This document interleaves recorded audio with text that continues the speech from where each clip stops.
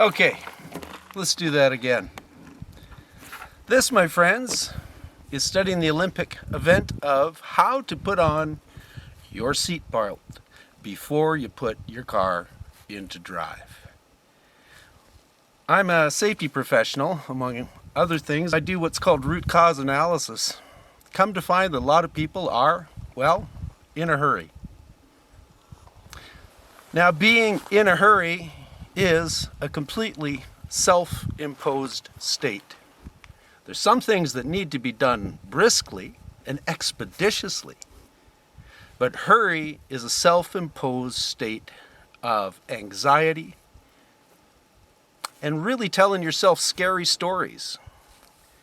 As a student and a facilitator in the self-development industry over these last 35, 40 years, I've seen much evidence that points to people love to get in touch with their inner child.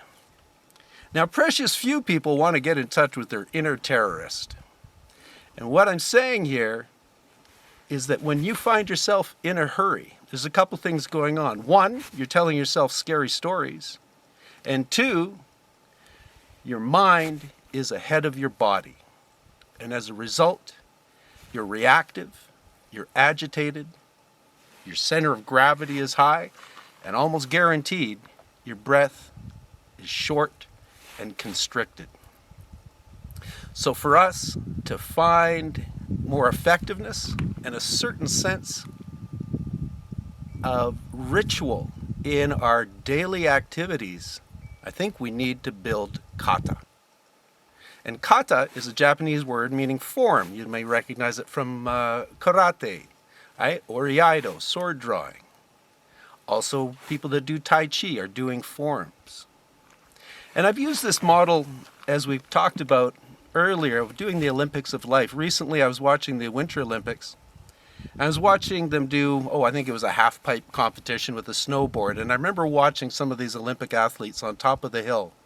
And you could see them in their mind's eye holding the vision of what their perfect run was going to be.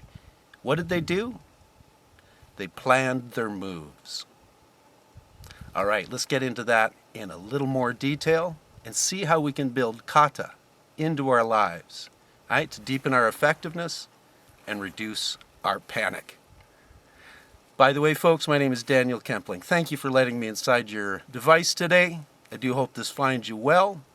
It'd be of great help to me and hopefully to you if you click like and click subscribe. I know you're going to find what we're doing next to be of great value. So, how do we bring kata into our lives more effectively, more realistically, more, I guess you might say, naturally? Well, like with the example of the Olympic athlete, we plan our moves. One of the simple rules I work by, because I'm working on this as my daily work, this is my cutting edge as well. When it's time to think, stop and think. When it's time to move, stabilize before you mobilize. I brought this up in previous work. What does that mean? You stabilize, one, by having a sense of being grounded, and two, by checking in with your breath. Your breath, my friends, is that divine metronome that will tell you when you are relaxed and embodied, or when you are subject to, telling yourself scary stories. When you're telling yourself scary stories like being late, being in a hurry, you can catch this by paying attention to the breath.